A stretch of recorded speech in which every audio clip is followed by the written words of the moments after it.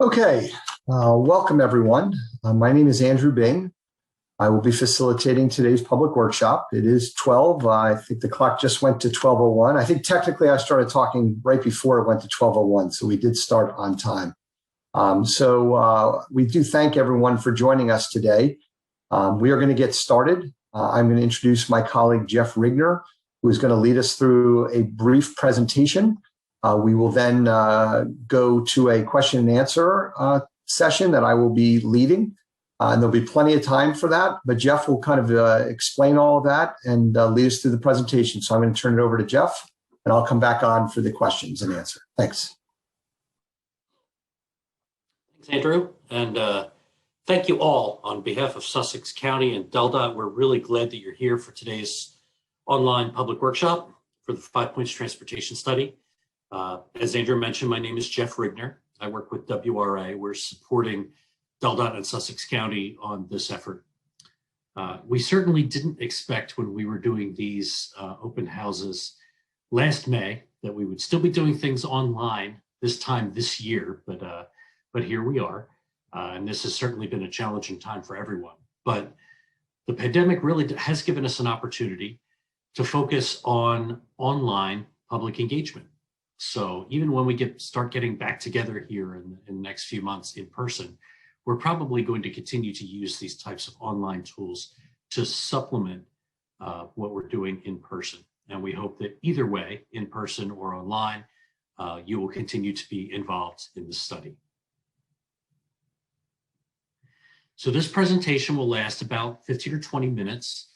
Our goal is to leave most of the session as an opportunity to answer your questions. So we really want to hear from you. You can ask your questions at any time. Anything that's related to the 5 Points Transportation Study, you can type into the Q&A box, which you can access by clicking on the icon at the bottom of your screen. We will answer those questions when the presentation is over. Once we finish presenting, another way that you can ask a question is to raise your hand. So you can click on the raise hand button and Andrew will come to you in the order that he sees your hand raised. Again, please don't raise your hand until the presentation is over, and we'll be happy to take your questions then. If you run into any issues with either Q&A or raising your hand, please don't hesitate to email questions to Jen Sinelli. You can see her email address there, jennifer.sinelli@delaware.gov. You don't need to write that down right away because her email address is at the bottom of almost all of our slides today. So if for some reason you run into issues asking a question, Jen will be happy to take your question and pass it on to the team. So the 5 Points Transportation Study is a model of successful partnership between DELDOT and Sussex County. You see a number of project team members on your screen. Each of them is deeply engaged with moving this study forward. And several of them are actually on the line today to answer questions after the presentation is over. I'd especially like to point out two people on this list. Those are Todd Lawson, Sussex County Administrator, and Josh Thomas, who's a planning supervisor at DELDOT, because they both sit on the 5 Points Transportation Study Working Group. More about the working group in a moment. So during phase 1 of the 5 Points Transportation Study, that working group spent most of 2018 developing 78 recommendations to improve transportation throughout the area. And with input from the working group and from literally hundreds of members of the public, including probably many of you, we've really focused on implementation starting in 2019 and continuing through today and beyond. Implementation is what we're calling phase 2. So the purpose of this workshop is to provide information from our 2020 annual report. This is our second annual report that gives plenty of information on the entire background of the study and where we stand today. This is the second of 2 online public workshops to give you an opportunity to ask questions about the study and about the report. The first one on Monday was well attended and we had some great dialogue and look forward to the same today. The annual report on the project website, you can see the link there, 5points.deldot.gov, goes into much more detail than we can during today's workshop So please don't hesitate to check it out and look at all of the progress that we've made over the last few years.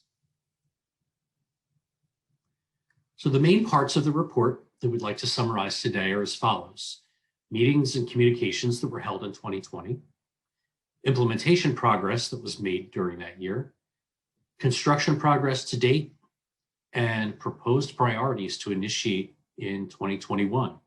Of course, now we're almost 5 months into 2021, so we have, in fact, started a number of those initiatives. I'll talk about those in a moment. So at the beginning of this process, back in phase 1, 20 working group members were selected by DelDOT and Sussex County to provide a broad representation of interests in the study area. That working group has evolved a bit over time, but it continues to meet and continues to be one of the driving forces behind the success of this study. In 2020, we held an in-person meeting in January, had to pivot, of course, due to COVID, and ended up having virtual meetings in July and October. So generally, we hold meetings the last Monday of each of the following months: January, April, July, and October, so quarterly. Although the meetings are designed for the working group members, we do encourage members of the public to attend, and we provide a public comment period at the end of each meeting to allow you to be able to comment. And the study really has benefited from the active participation of members of the public, just like you. So that you have the information, we do have a slightly updated composition of the working group for 2021. This group consists of elected and appointed officials, residents, business representatives, and others who have an interest in transportation in the 5 Points area and are committed to making meaningful change in the community.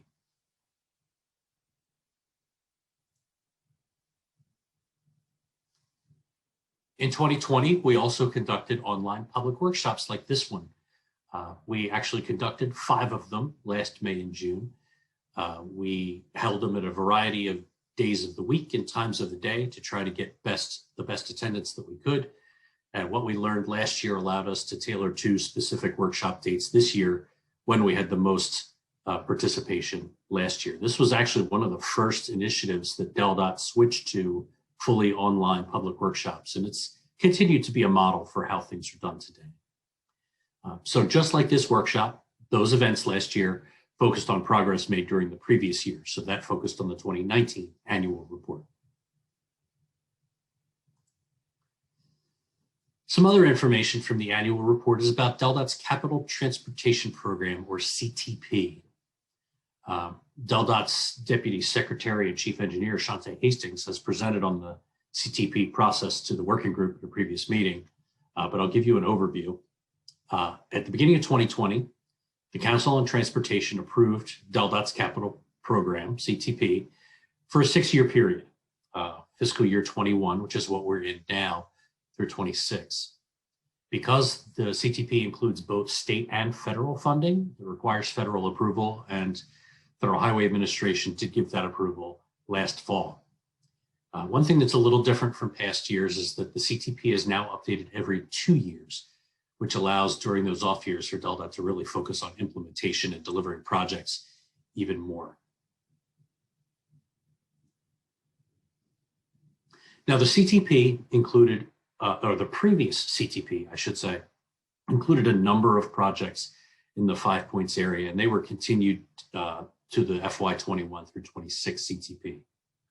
Those include projects that are in the CTP include grade separations on Route 1 at Cave Neck Road and at Conaway Road, improvements to Route 9 Kings Highway between Dartmouth Drive and Freeman Highway, improvements to Plantation Road between routes 24 and 9, Route 24 improvements between Route 1 and Mulberry Knoll Road, which I'm sure you have seen under construction over the last several months, realignment of Old Orchard Road at West Coates Corner, and the Lewis Park and Ride and Maintenance Facility, the next phase of that project, which is also under construction. But we're also pleased to say that there are a number of projects that were also added to the CTP for this round within the 5 Points study area. Improvements at the intersection of Route 9 and Conaway Road, which consists of a southbound right turn lane on Minos Conaway turning onto westbound Route 9. Widening of Route 9, it's just west of 5 Points, so between Ward Avenue and Old Vine Road, which is the entrance to the vineyards. Reconfiguration of the 5-leg intersection of Cave Neck, Hudson, and Sweetbriar Roads. Widening of Beaver Dam Road, Route 23, west of 5 Points between Route 1 and Dairy Farm Road.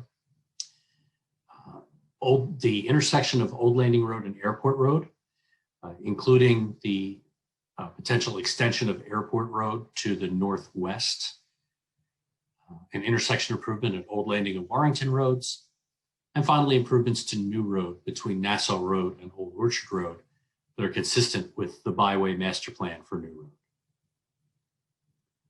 So that's a lot of work that's happening in the study area over the next 6 years. And in fact, it represents an investment combined between state and federal funding of $116 million. This is really an acknowledgement of a good understanding of the magnitude of transportation issues in this area. And frankly, a lot of the projects that were added to the CTP were based on the support of the working group, which shows that this process really is helping to bring more investments to the study area. Additional communications that we had during 2020 included website updates. We periodically update the website to share up-to-date information about the study. If you haven't visited, please do so. Again, the number 5points.del.gov provides lots of information about past reports as well as our current efforts on the study. If you have any thoughts you'd like to share about the website, please don't hesitate to go ahead and drop those in the Q&A box.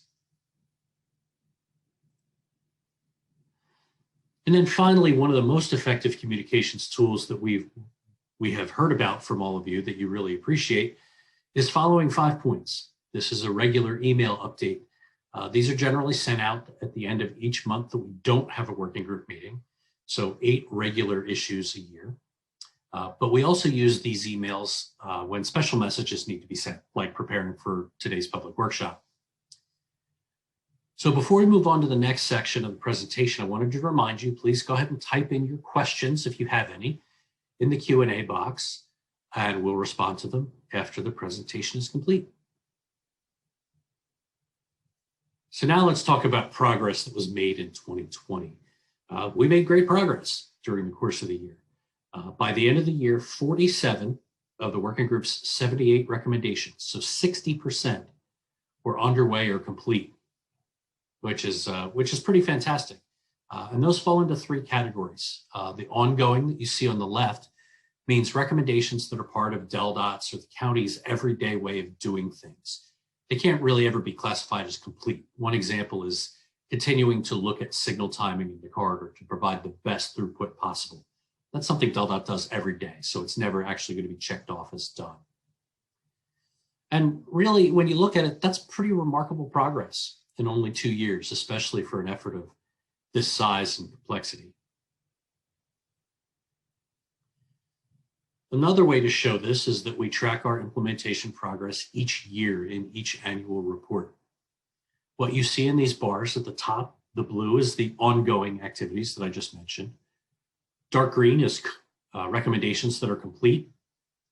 Light green is recommendations in progress. And then finally at the bottom, the gray bar is longer term recommendations on which work has not yet started. So each year, as we continue to implement the plan, you'll see a new bar, a bar chart, and the blue ongoing and dark green complete bars are going to get bigger and bigger. And the light gray longer term bar at the bottom is going to get smaller and smaller just to track our progress. And in fact, as the implementation plan on the website shows, we've already removed 4 more recommendations to the in progress bar since the beginning of 2021. So we are absolutely not resting on our progress. So while this effort of 5 Points is called a study, really creating meaningful change on the ground is at the heart of the process. Studies are great, studies are useful, but what you experience every day when traveling through the corridor, what's actually on pavement, is what really matters. And we've accomplished a lot of improvements that you're likely to experience whenever you travel in the area. Here are some of our notable achievements. The first is installation of curve warning signs on Minos Conaway Road at the curve in the middle of the road. Installation of short-term safety improvements at Route 1 and Cave Neck Road. Any of you who have driven south during peak times from Dover through Milford toward the beach area have seen some new message signs that show distances and times to beach destinations to allow travelers to make good choices about where to go. One of the big changes was providing signs and pavement markings for the westbound Route 9 approach to the connector to Plantation Road.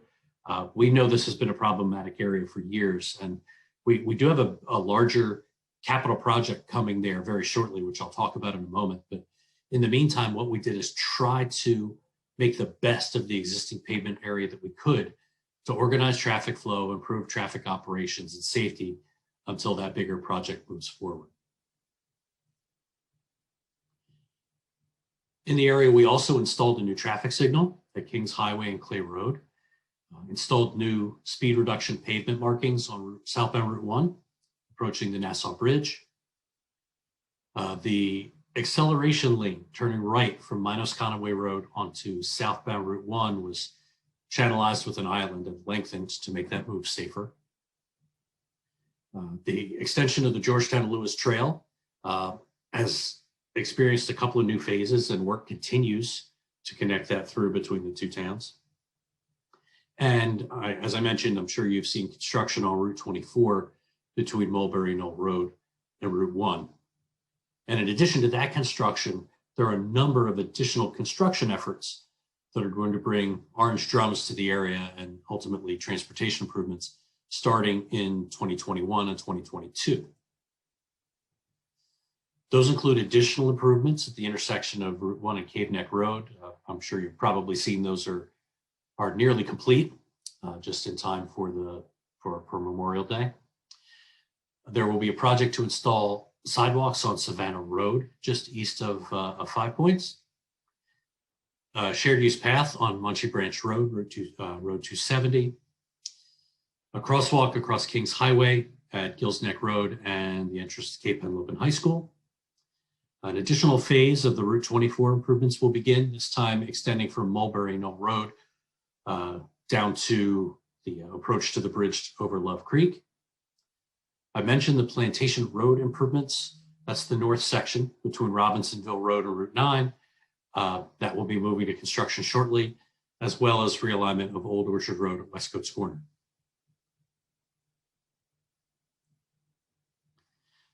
Then finally, the last section we wanted to discuss today is what our priorities are going to be for 2021. Well, we mentioned that 24 recommendations are currently in progress, and of course, we're not satisfied with it just being in progress. We're going to wrap those up as quickly as we can, so we'll continue our work on each of those recommendations. Delaware and Sussex County together will also continue to work with developers on transportation improvements related to their developments. And then finally, we are going to begin, or have begun, work on 7 recommendations during the course of 2021, in addition to the ones we've already talked about. Let's talk about what those are.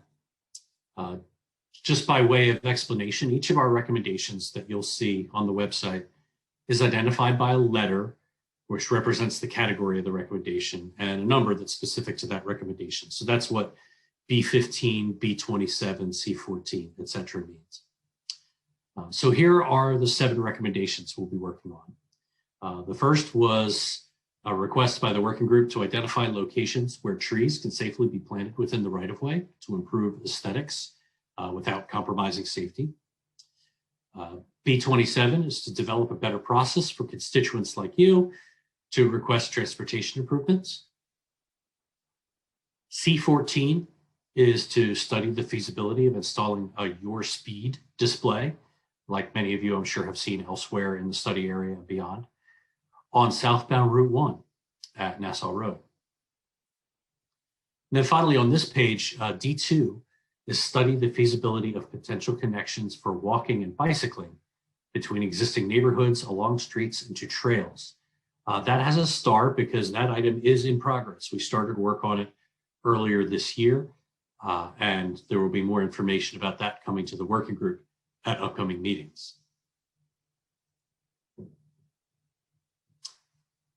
The next three, I'll actually talk about D6 and D10 together.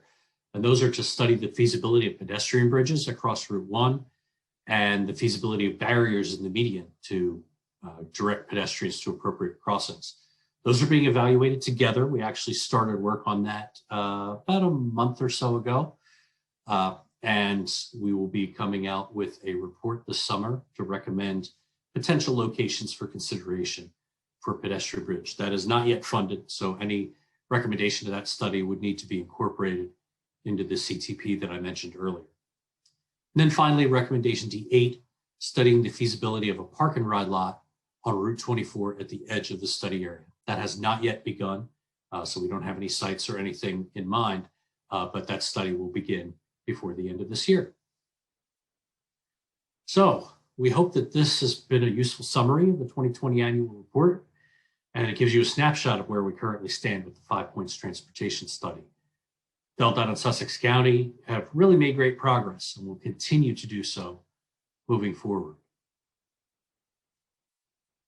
So as the last part of our presentation, and before we go to the question and answer period, I'd like to encourage you to take a look at the 5 Points Transportation Study Survey. To get to that, you can go to the website, the number 5points.del.gov. You scroll partway down the page to what's new and click on survey. We'll ask questions in that survey about your experience with the 5 Points Transportation Study, your thoughts on the annual report and on its recommendations and how things can better proceed.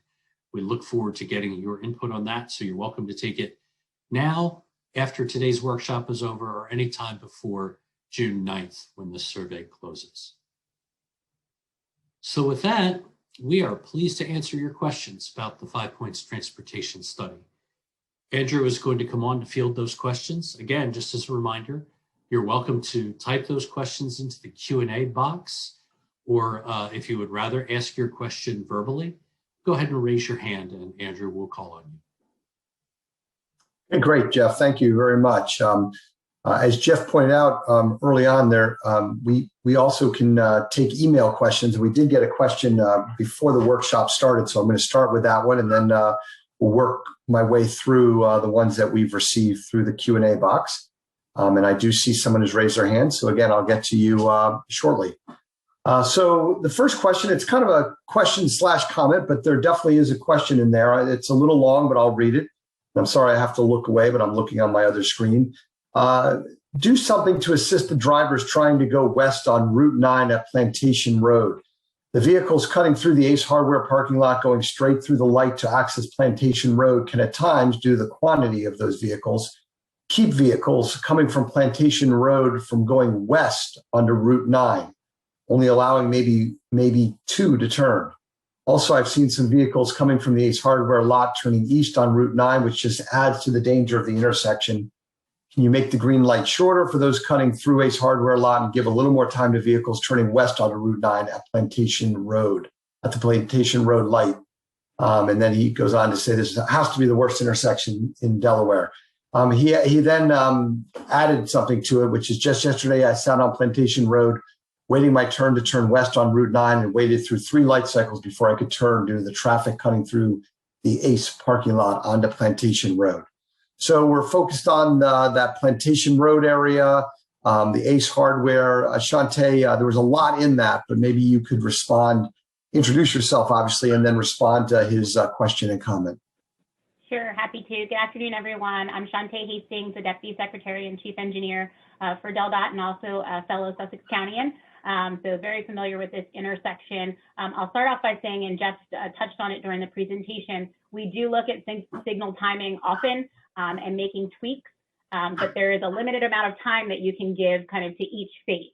And so we have to balance that, especially at these 2 closely spaced intersections with the 5 points intersections of Route 1 and 9, and then the intersection just to the west of it at, behind Ace Hardware, Plantation / Beaver Dam Road, that little small connector road. So we're trying to balance all of the needs, but I will have our team take a look at it to see if they can tweak some of that side street green time to provide a little bit more time for the people trying to make the left out of Plantation onto westbound 9, but it is a balance, and you only have so much time within that full kind of signal cycle to get everybody through, and we're trying to coordinate it with the 5-point signal. But I appreciate the comment, and we will have our team take a look to see if there's anything we can do. Andrew, you're muted.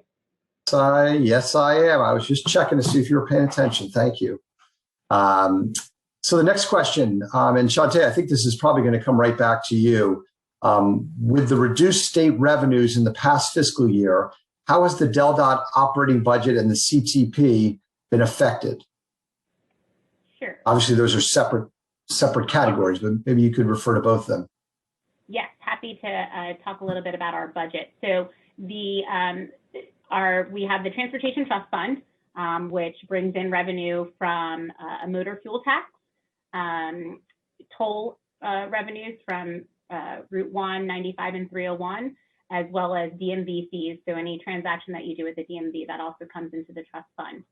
So if you combine 2020, 2021, and then the upcoming fiscal year of 2022, we are projecting a $181.2 million deficit in terms of revenues, because most of our revenues are directly tied to traffic.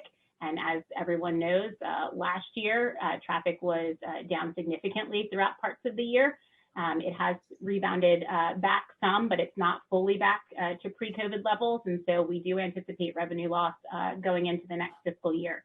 On the bright side of things, we have seen money from the federal government in the way of the CARES Act, the other acronym was CRISA, as well as the American Rescue Act.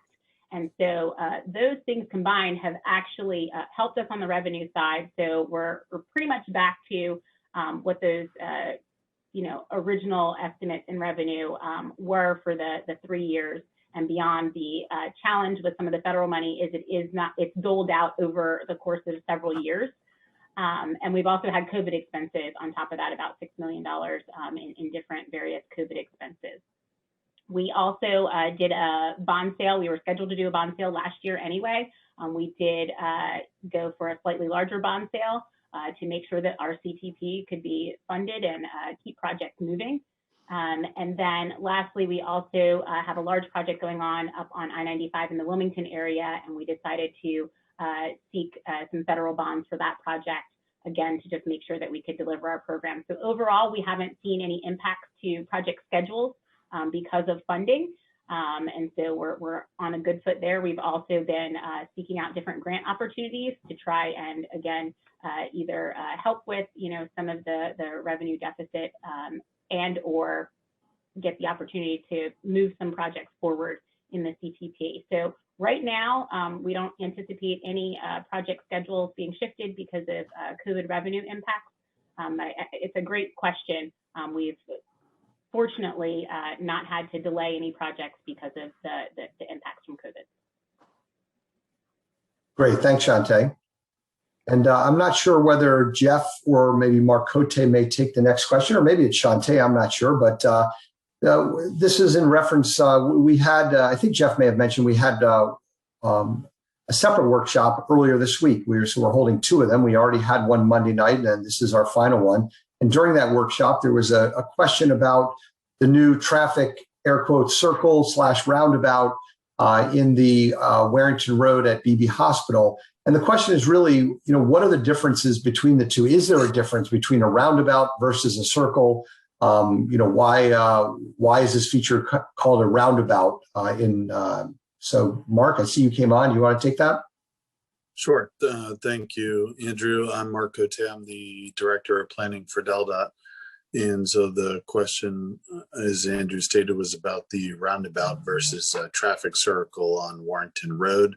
And the main difference between a roundabout and a traffic circle is the size and also typically the way the cars interact. So a traffic circle, which is more associated with New Jersey, is larger in size, higher speeds, and the traffic in the circle yields to traffic entering the circle. Our roundabout is more compact, it's lower speeds, and the vehicles that are in the circle have the right of way, and so the side streets yield to traffic in the circle. So this creates a more efficient flowing traffic. It's also safer and just a lot less congestion than a traffic circle. So we use roundabouts here in Delaware. And even though we answered it live, I know Jen Sinelli sent a link to the roundabout resource that we have on our website. So if you go to del.gov under programs, you can click on roundabouts and learn all about roundabouts and the benefits of them. Great, thanks, Mark. Okay, our next question, well, we really have two questions that are pretty similar. So I'm going to kind of ask them at the same time. One of the person who wrote it in also has his hand raised. So after I read these two questions together, I am going to bring Mr. Mara on just to see if he has a separate question or whether he was just going to ask that same question that he wrote. But let me read them first, and then I'll bring, well, actually, he took his hand down. So let me just read them, okay? Given the continued excessive and uncontrolled growth in home building in eastern Sussex County, how are you updating the 5 points projects defined in 2018, as it would seem that many of the 2018 recommendations are already out of date for the region? As an example, a simple turn lane on Route 9 at Minus Conway is insufficient for the current and expected increases in Route 9 traffic. So that was one question. Then we got a separate question of, the area is booming with new developments with numerous new homes, which will increase traffic. Did the 2018 study include future traffic estimates for these planned developments? I'm going to go to Jeff Rigner here to maybe take a first stab at that, but obviously anyone on our team can jump in, and we also have representatives from Sussex County who are our partners on this. And I see Jamie just came on. So Jeff, why don't you start? Sure thing. Obviously, development pressure in the area is one of the primary reasons that this study started in the first place. So we're certainly keenly aware of the level of development in the study area and its impacts on transportation. The recommendations of the 2018 working group really were not focused specifically on traffic details. They were things like explore improving a particular intersection, rather than being very specific and saying add a turn lane or add a traffic signal or whatever it may be. As we initiate each of those projects, or as DelDOT initiates each of those projects, they look at current traffic data, so not from 2018, but what the latest that we can count, as well as understanding what potential projected future traffic might look like. There's not a lot of benefit to building an improvement that's only going to work for the first couple of years. It really makes more sense to consider the long term, because that's a better investment on behalf of the citizens of Delaware. So for each recommendation, there is a specific study done to determine what future traffic is going to be, and improvements are designed to accommodate it. You gave, as one example, the intersection of Route 9 and Minus Conway Road. So DelDOT traffic continues to monitor that intersection. It does not meet current standards for a traffic signal, but it probably will at some point. So with DelDOT looking at that on a regular basis, they'll be prepared once it does meet those thresholds to then initiate a project to install a traffic signal at that location. That's just one example.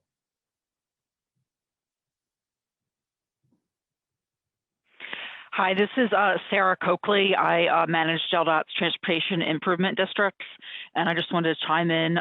So that analysis for all the facilities in the Home Open TID, which includes the 5 point study area and then goes further south, then that did look at future traffic based on the future anticipated land use forecast from the county. And for that, as part of the TID, we've committed with Sussex County to update the TID analysis at least every 5 years. And so the first update will be done with traffic counts collected next calendar year in 2022. And so we'll be updating the analysis for that regularly as well. Thanks, Sarah. Jamie, did you want to come on and say something?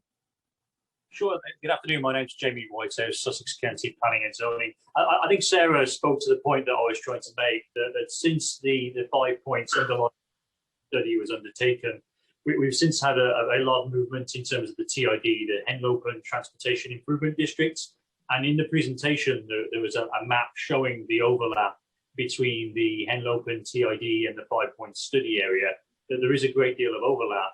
And the data for the Henlopen TID is much more up to date and identifies the improvements going forward more closely linked with anticipated development within the TID area.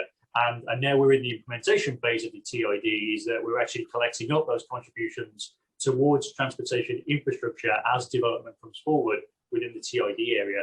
It's quite a large, complex area, and I'm sure Sarah or I could assist with that question if the caller wants to follow up with us directly with a question offline and outside the meeting. It is a very interesting area of linking transportation improvement directly to development. So. Jen, did you want to add something?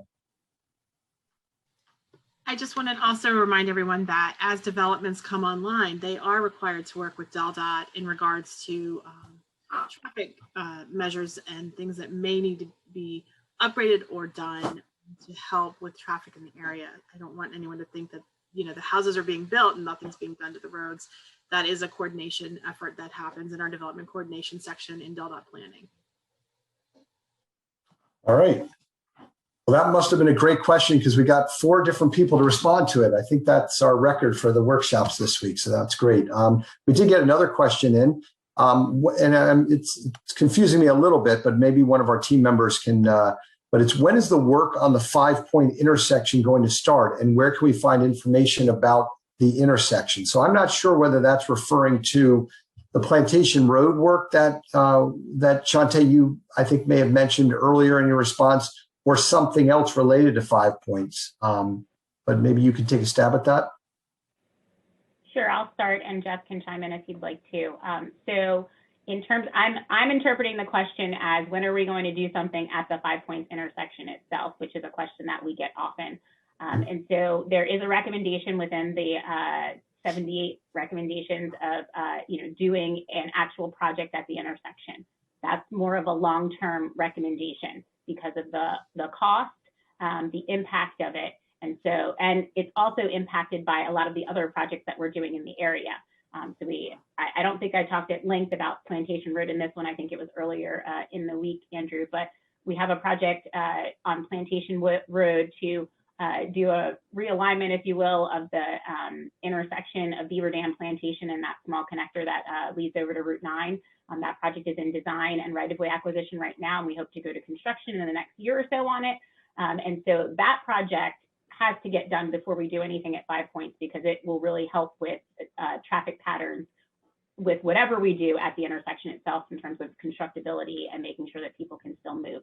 There are a lot of other projects within that Jeff talked about that are in the work that also impact that intersection. And so we've taken the approach of trying to get kind of all these local road connections constructed and upgraded to be able to kind of disseminate traffic a little bit differently in certain cases. And we believe that we need to do all of that work and then understand what the traffic impacts of that were in terms of developing kind of alternatives and concepts of fixing the actual 5 points intersection itself. So Jeff, I don't know if you want to add anything else. No, I think that pretty much covers it. I mean, a stepwise approach is what really makes sense. Simply popping an overpass in at the 5 points intersection as if that were easy, it's not, is not just going to magically fix the problem. So because it's a complex situation, we make these local changes first, understand their operations, and then we can make smart decisions about what to do at the intersection itself. Great, thanks. Right now, we don't have any more questions that have come in. This workshop will continue until 1 o'clock. So we advertise this workshop as being from 12 to 1. So just in case someone got tied up and shows up late, we are going to stay on here.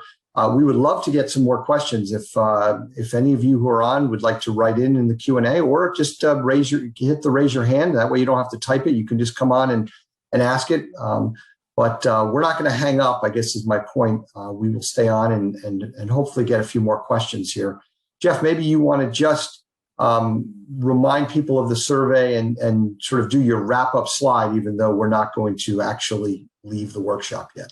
Of course, happy to do that. So again, we really encourage all of you and tell your neighbors and friends to do so too, to take the 5 Points Transportation Study Survey. Again, the information is shown here for how to do that. 5points.deldot.gov. Scroll down to what's new and you'll see the survey link right there.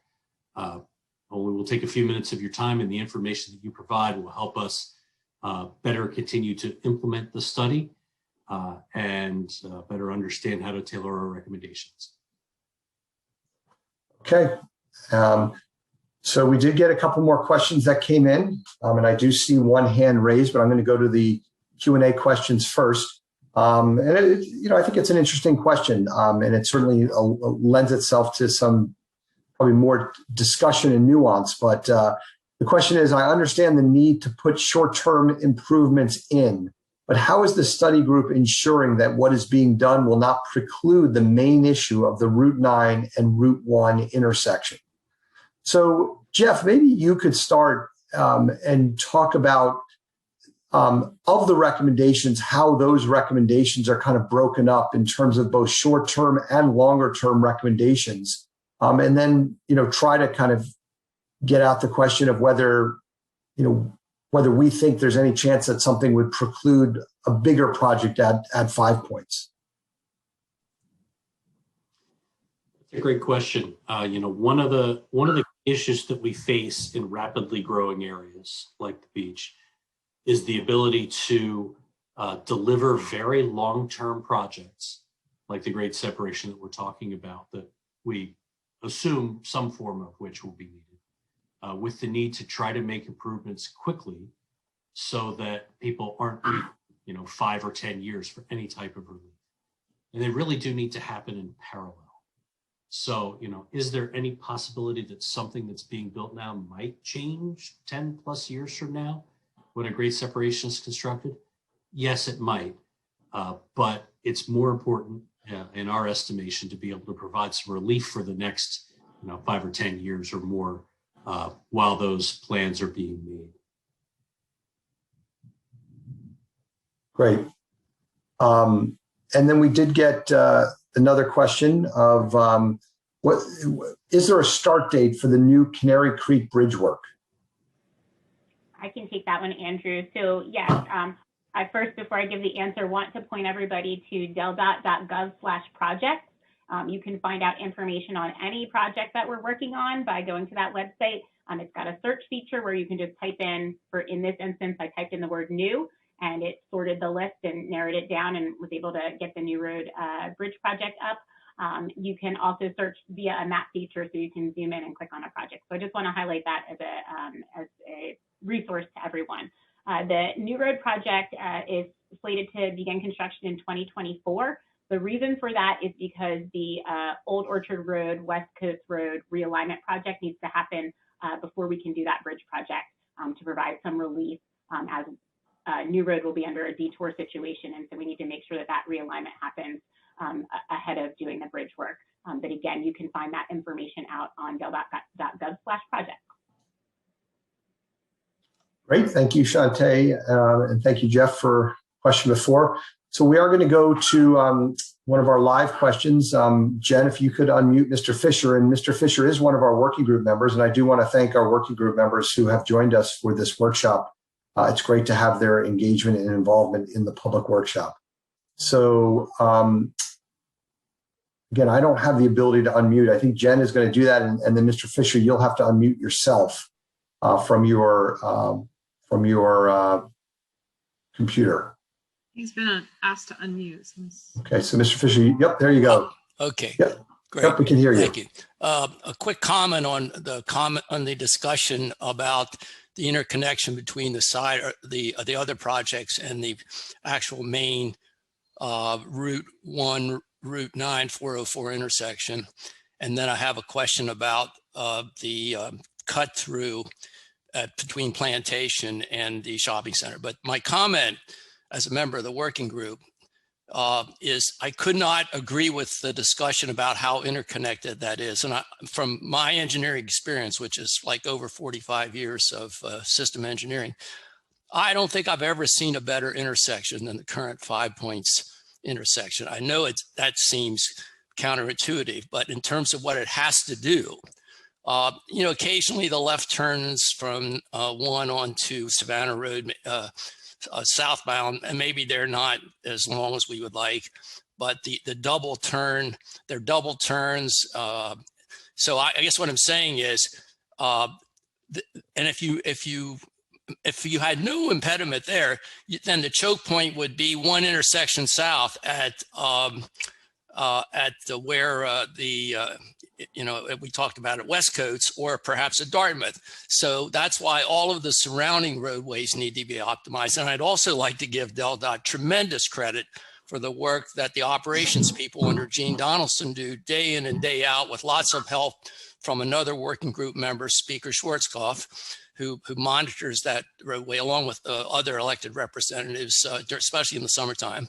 So they're out there every day trying to keep traffic flowing on Route 1 in both directions.